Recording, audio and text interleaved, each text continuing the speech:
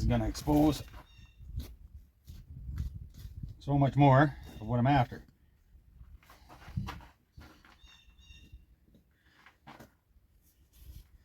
Okay.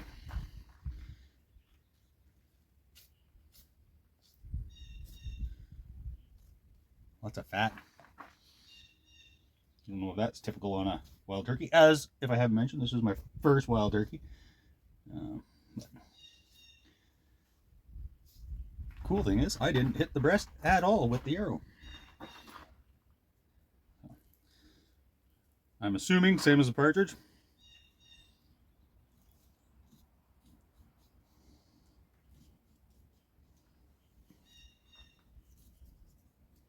I'm going to come down the inside, right along tight to that middle bone on the breastplate.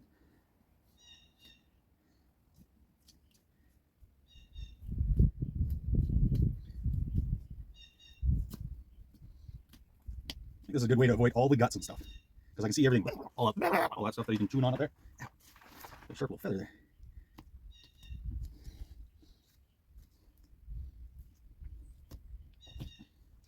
You can see where I hit with that arrow. Peel this back a little bit, I guess.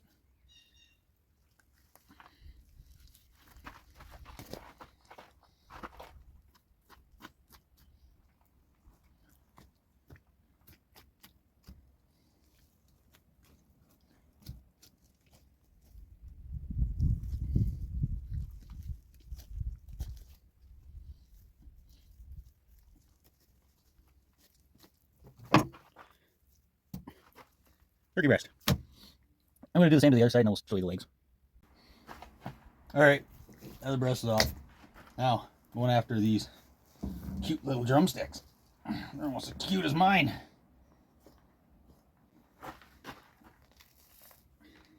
That's working. Take his pajamas off, you're a dirty old fool. No. That's about as big as it is.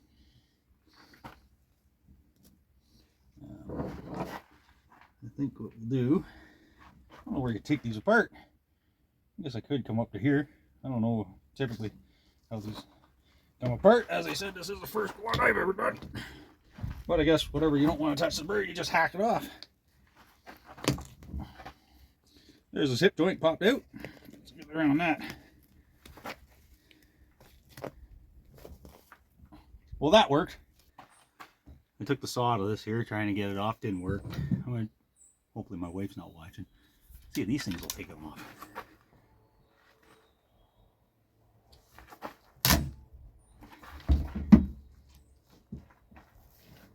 I hear the vacuum going inside, so I'm good as long as I hurry.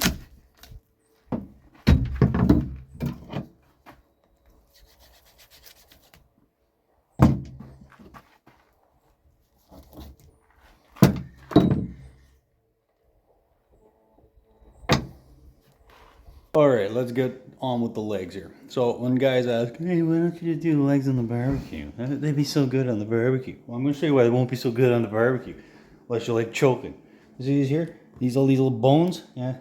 These legs are right rancid with them. Just 50 in each side. So unless you like the seagull, stuff like that. Look at that. But that's why you don't do them on the barbecue. So I'm going to chop this up. Put her in a turkey salad sandwich, but first I gotta jerk all them bones out of there. So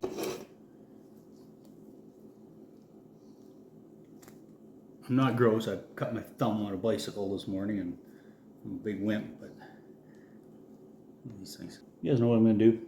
I'm gonna chop this up real small. Throw it into that stuff. Alright. Got her all busted up and chopped up. Got mixed in with my onions and other things I chopped up. Alright guys, right there. Next. Garlic. Ooh.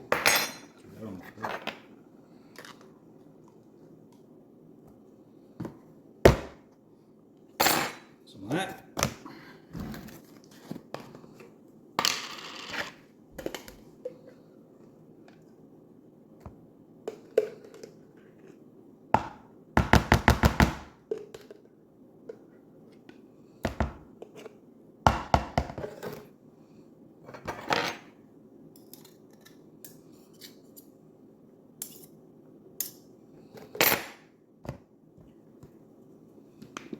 Mustard.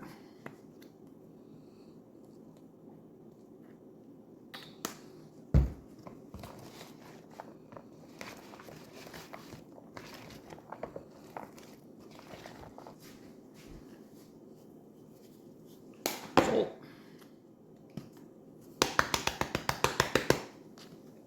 Pepper.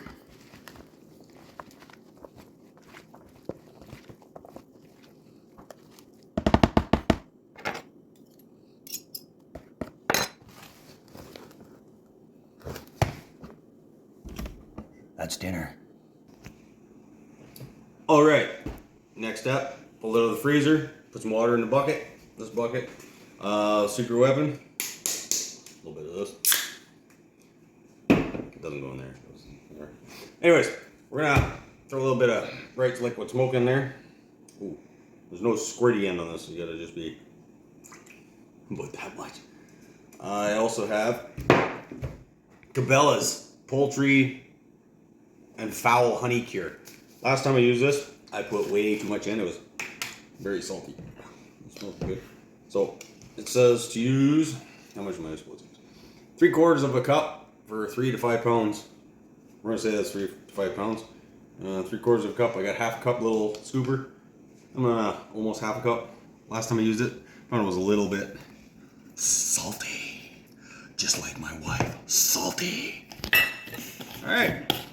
Now stir that around a little bit, mix it around, and then chuck a lid on her, throw in the fridge till tomorrow. All right, the bird will be sitting in that bucket all night. I'm gonna do, ooh, she's soft now. Pull it out and let it drip as much as possible. Get as much of that super wet stuff off there. Brine.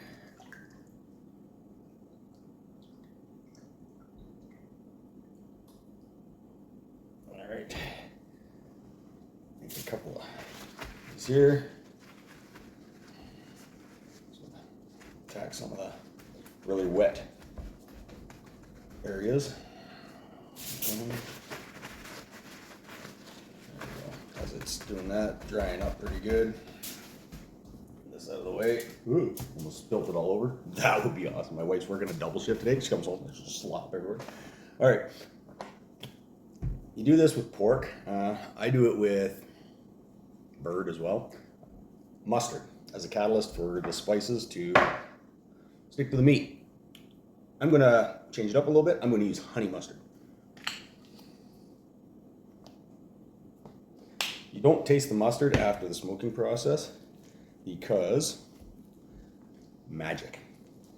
I don't know why.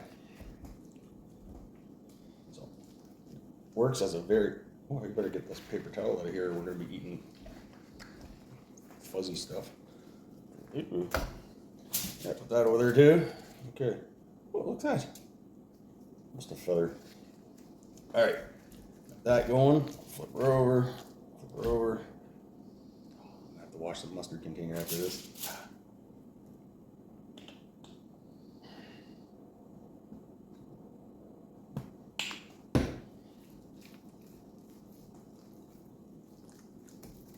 Just get that mustard all into as much spots as I can.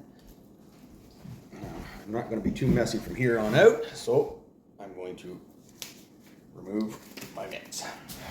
What am I going to use? Use any rub you want. I'm using, what is this? Traeger Pork and Poultry.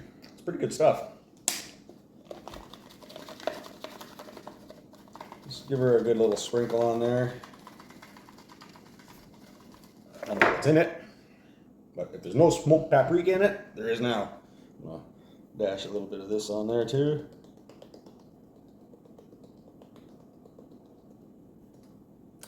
Probably should have kept the gloves on.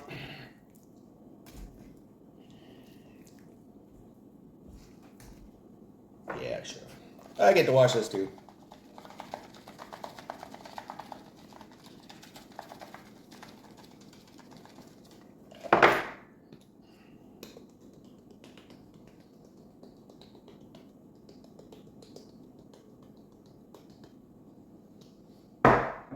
there, that's seasoned. I'm gonna let that sit.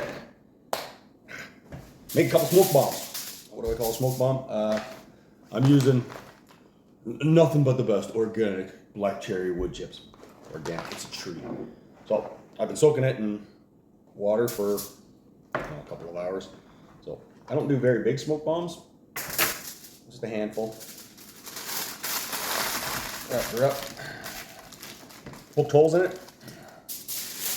Not worried about that. That one will be driving smoke pretty quick. I'll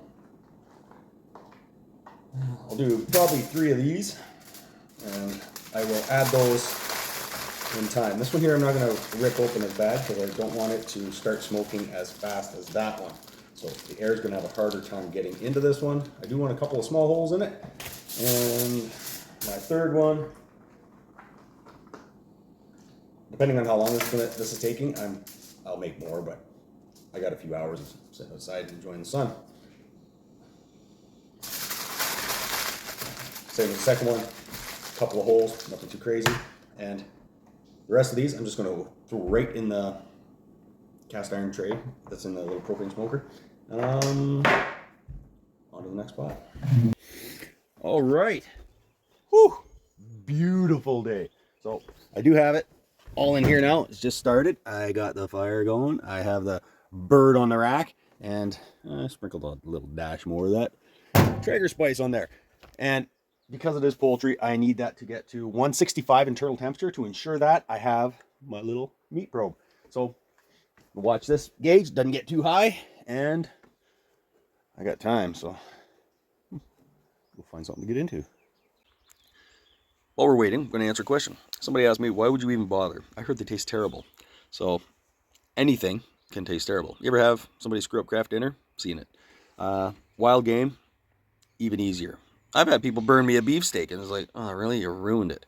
So as you're taking wild game, it is something you have to take extra precautions with. However, that being said, it can be some fantastic table fare. I've had people comment on my deer sausage. You never know it was venison.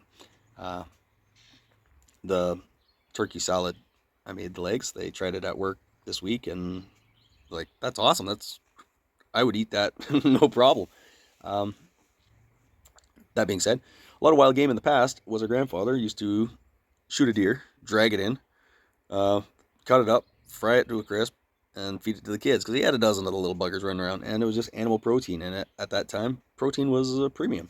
So today, not so much. We can afford to spend some time and care to prepare the animals correctly, and wild game can be fantastic table fare.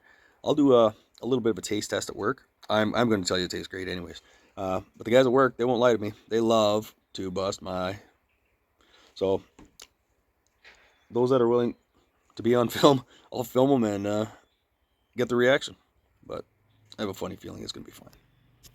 Well, we just hit 165 internal temperature, and if you guys want to find out how this is, you're going to have to subscribe, because I'm going to show it in a YouTube short, the reaction from the people at work. So let's have a quick little peek at this thing.